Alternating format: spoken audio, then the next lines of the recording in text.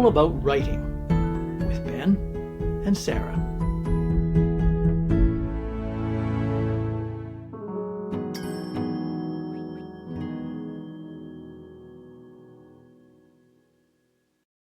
Welcome to All About Writing, the podcast that covers everything about the world of writing from the inside out. This is episode 39, part 5 on our series on screenwriting. I'm Sara, here with my co-host Ben, who is an award-winning best-selling author and ghostwriter, editor, and publisher. And I'm Ben, here with my co-host Sara, who is an award-winning best-selling author, screenwriter, editor, and TED Talk presenter. And today we are going to be leaning into Sara's experience with screenwriting, particularly to talk about a thing called the pitch deck. This is a train that glass. Yeah. Here we go. I'm ready. Okay, so my first question, really basic question, is what is a pitch deck? A pitch deck is the visual representation of the film or TV show, or even the short, that you are presenting to other creatives or executives in the film industry. So it's not always like what it's made a lot. It's a lot of images. Like Okay. It's the visual. It's a lot of pictures. So it's like the basic intro to studio executives. This is my idea. Yeah.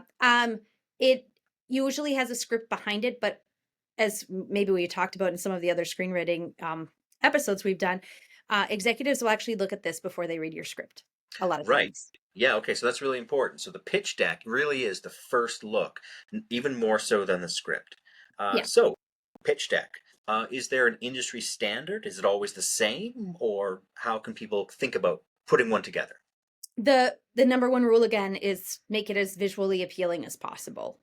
There are professional companies and people out there who put these together because they know how to use imagery. I mean, back in the day, we used to just pull images off of 8 years ago. We used to pull images off the internet and just do like really big blown up images and stuff. Now with, all the design software out there, these pitch decks are just beautifully pieced together. They're usually PDFs that are emailed out. Very rarely are they printed. Thankfully, a lot of ink. But the standard is usually contains some very basic things. Not only, obviously the name of the project and the contact information for yourself or your agents, managers, lawyers, things like that. But it's going to have the log line which is something every book even should have. Like, explain your book or your movie or your TV show in one sentence, maybe two. Mm-hmm. And if you can't get somebody interested in that sentence or two, you might not have an idea that has legs, or an idea that is easy to express, and that may end up being a hang up as you attempt to move forward with the project. And then they always have the synopsis of the film or the TV show. They might have maybe some comps, meaning comparables. If you have a movie, you're going to want movies that are the same scope, meaning roughly the same budget, the same genre, and within the past, ideally, 1 to 3 years of being made. You don't want to be pulling films from 20 years ago and saying, like this, because it just changes so much between years. Right. And same, like if you're doing a TV show, pick TV shows, in that genre and scope. Right. And then depending on if it's TV, you're going to have maybe episode breakdown ideas. And you might have specific characters that are going to be driving your TV series throughout multiple seasons. And then you're going to have tonal photos. This will be throughout the whole thing, but you might even have like vibe photos, Mm-hmm. just with characters and moodiness or color or whatever you're going to do. And that's kind of the basic. Mm-hmm. Okay, Basic. so like the title and content information, the log line, some comps, and then maybe a quick breakdown of either the plot or the episode summary.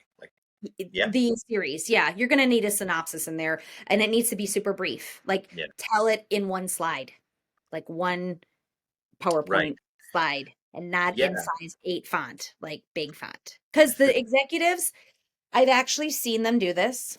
They will take, if you printed it out, they would do it. This is about the speed. They will look at the pitch deck. They maybe read a few words. Right. Wow. That's about as they have to get.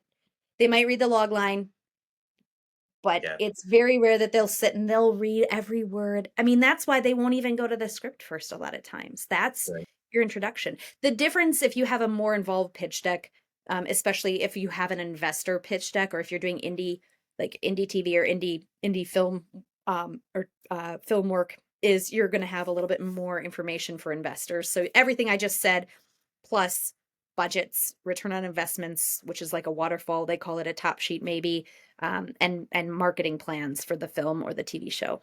Right. So, I mean, there are a lot of terms that people who are getting into screenwriting will hear, like a synopsis and, a series Bible and this things like that. But we're talking about the pitch deck here. So, in all of these pieces that people will hopefully eventually make and produce, what is the purpose of the pitch deck? The purpose is to excite people about your project. Okay. They've gotta walk away going, I would read that script. Or Right. I think that this is in our wheelhouse. If we're a production company and we do a certain genre, and you walk in and all they do is horror movies, and they Hmm. heard about this one and the title sounds like a horror movie, and they get the pitch deck and they're like, but it's a teenage drama. Like, Hmm. then they didn't even waste the hours reading the script and Right. developing it. So it's kind of it's a sales document. Yeah. That's that's the real purpose. You're Okay. selling the So, project. kind of like the cover of the book, if we were talking about a novel, you know? Yes. Perfect. Hmm. Yes. Cool. Okay. Yes. And who is the pitch deck for? Like who amongst all these studio people is actually going to look at this? Well, and I think that's a really good question, because when I first started in the film industry, I thought that the people that would see this would be like high up executives at Netflix who were going to green light the show or the movie, right? No. Hmm. This goes now. Um, Maybe, but chances are whatever you're making, they will never see. Hmm. This is going to production companies who maybe have first look deals with Netflix. It's going to maybe some directors if you have relationships and you feel like you can contact them. It's going to investors if you're trying to self finance. It's going to actors early on if you're trying to get actors involved on the ground level. It's going to writers if you don't have a script and you just have an idea and you're trying to bring on writers to be part of the project because they're a bigger name and they've done some stuff and you want them attached to the project. Usually that's more for TV. Um, but they're going to kind of all these creatives. So you're trying to actually, it'd be like trying to get other writers excited about your book while they're Hmm. also busy writing their books. Because you know how, like, when you and we're talking about everybody's books when you go to conferences and everyone's talking about their book, right? But you're also working on your books. Hmm. And so, how often is someone talking about their book? And enough for you to stop thinking about your 20 projects and plot bunnies and go, oh, that sounds really good. I would read that. Hmm. Hmm. That's what you're trying to cut through with these other creatives to get them excited and therefore involved with helping get the project moving to the next level. Because it's really, who do they know then? Who do they know? Who do they know? And every step of the way, you're trying to get green lights and more people involved. And that pitch document deck will become that calling card until Hmm. you get enough of a big enough production company or producer who's going to be like, this was cute and the project has legs and it's like great, but before we take this to the big wigs, we're going to do like a really good version. Right. Yeah. So, I mean, I'm thinking, if I want to make a pitch deck, okay, well, right away I need to hire a professional design team, and you know, and not everybody can afford that. So, if someone is going to put together, the best pitch deck that they can on their own, what are some of the essentials you would say have to be in there? And I don't mean like necessarily the content, but just like, the feeling, like the brevity, what kind of essentials do people have to consider? Like in terms of what to write or what kind of imagery? Well, both. I mean, like, um, Like you must have the log line. yeah, okay, And if we haven't touched on that, like that's your 1 to 2 sentence pitch. You must have that. yeah, Um you um, must have a synopsis. Like bare bones. Yeah. But visuals, big, whatever is on the page should make you think of the project you're trying to build. So Hmm. if you're doing like a film noir type of vibe, then use images that are evocative of that kind of feeling so that when people are paging through it, even if they're not really reading a lot, they're getting a feel for the type of project that you're trying to create. And either Hmm. that'll inspire them or it won't. Hmm. Now, is it okay to, like you said, just grab images off the internet and Yes, in slap this it down? case, yes. Because you're not making money off of them. Right. Okay. Yeah. And I suppose if you have access to a design team, great.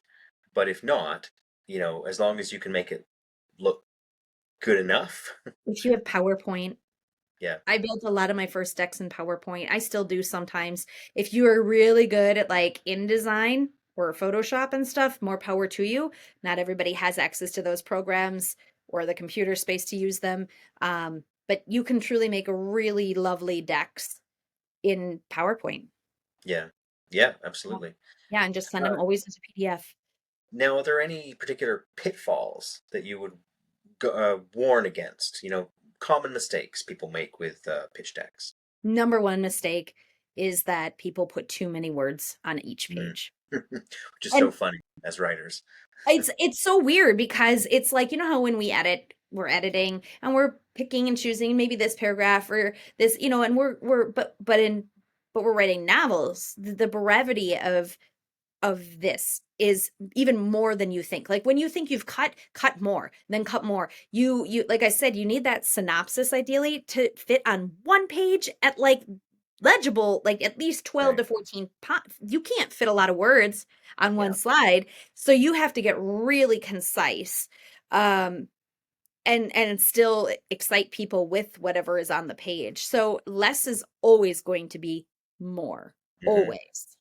You're making me think of the very first writing course I did like 25 years ago, where you have to write a short story in 1,000 words. Like, no, I can't. My stories are bigger than that. No, you have to write a story in 1,000 words. Well, maybe I can get it down to 1,400. Nope, 1,000 words.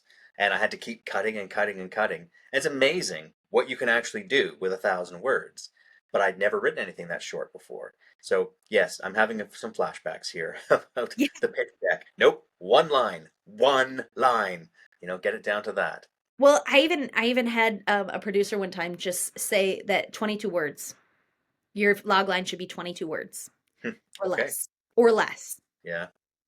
Wow. Um, and so you can, I mean, it's a nice challenge. It's kind of right up there with like when we have to write our professional bios and they say you need to send a bio that's 100 words or less or 50 words or less. I've had some of those prompts. Yeah. I'm like, supposed to 100 words or like, and you sit there with word count, you're getting it down to like 99.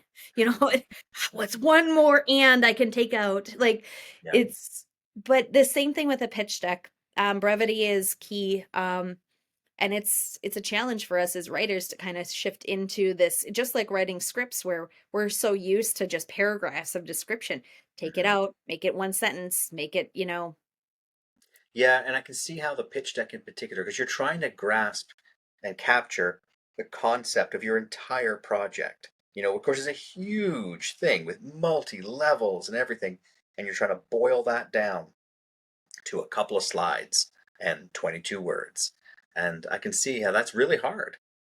but that's another way to see like, is your idea big enough?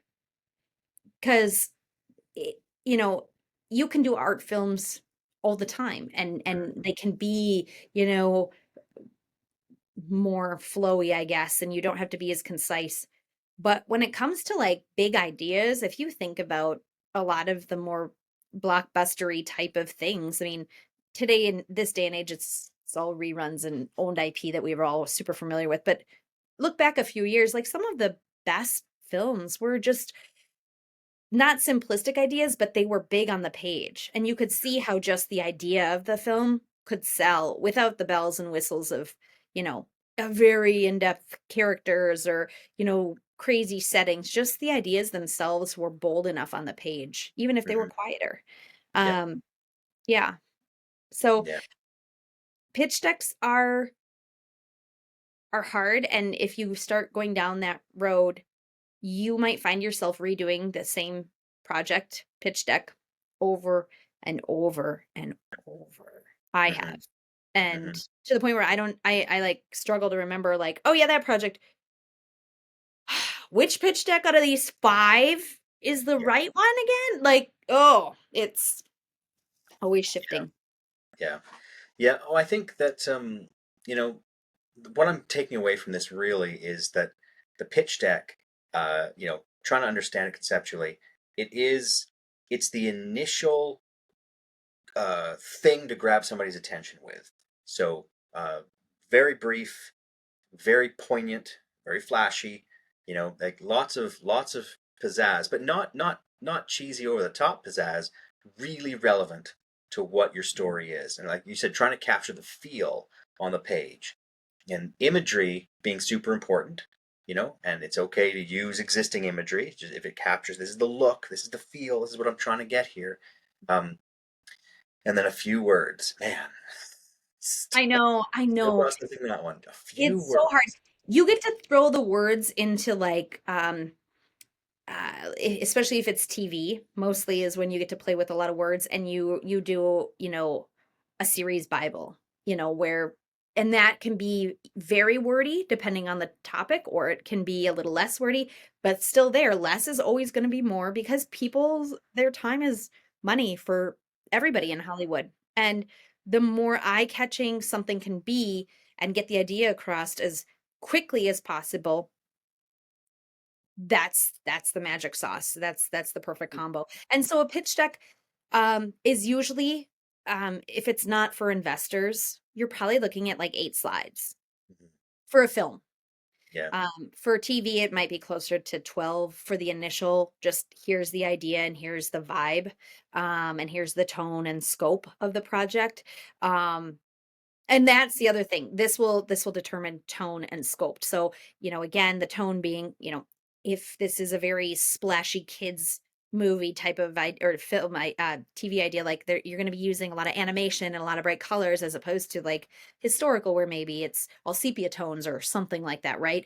Yeah. Um and then the same thing to, you're also going to be showing scope. So um if it's sci-fi or fantasy, and even if people haven't figured that out by seeing the title or if they didn't read the log line, if your imagery is all fairies and goblins and, castles on tops of mountains and stuff like that, they're going to go, okay, so scope is this is going to be a lot of CGI. Hmm. Do we do $20 million movies? So be aware that your calling card will also, to the trained eye, they'll go, this is too expensive for us. Hmm. Yeah. Yeah. I know sometimes when people are talking about books and they have to put in comps. When I was a publisher, we had to do that. Whenever we were launching a new book, we had to list some comps.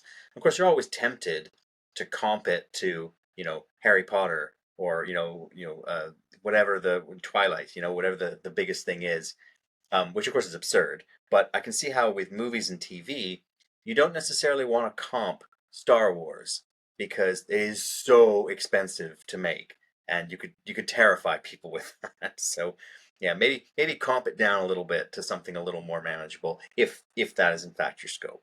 Right. Yeah, And if it's not, if your scope is huge, that's fine. But then know you're narrowing down the people who have the chops and the money to do it. And it's yeah, going to be even harder to find those 8 directors who can handle a budget like that, who will be given a budget like that from a studio.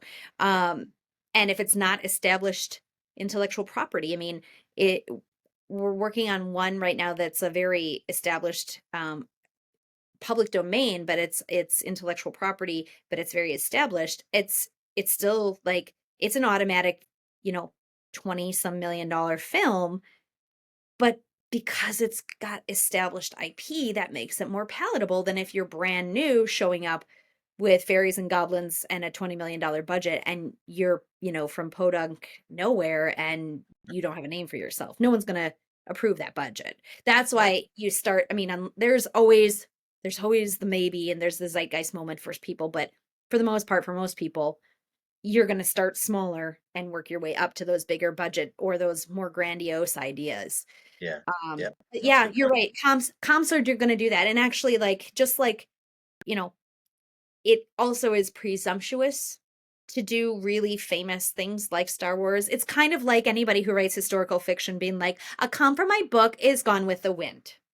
Not only is it old and it's not, but like, that's a really big, like, ego push. Like, it's that good. Like, let's dial it back a little bit. Like, that's almost an immediate, like, forget it. Like, they won't even work with you if they Yeah. think that you have an ego that big. Yeah. Yeah. Same with No, any comps you put in a deck. Be mindful. cool. Awesome. Well, thank you, Sarah. You're welcome. Pitch decks, they're really important. They're the first step when people are trying to get their books out somewhere. And I appreciate you sharing that with us today. Yeah, I hope it's helpful. I hope it's helpful for you as well as to our listeners. And I really enjoyed talking about this aspect of the media world. So it was really fun to talk and answer questions and kind of formulated in my head too. So that's our show. Thank you everyone for joining us today. We so love talking to each other about this and sharing our conversations, and glad you're here to join us at them. Don't forget to subscribe so you don't miss these kinds of chats, and feel free to leave a review because it really helps us a ton. If anyone's looking for help getting their book, not a film or a pitch deck, ready for the world, don't forget to check out our friends at Cascadia Author Services at cascadiaauthorservices.com. And you can also find Ben at bennettrcoles.com, as well as Facebook and Instagram.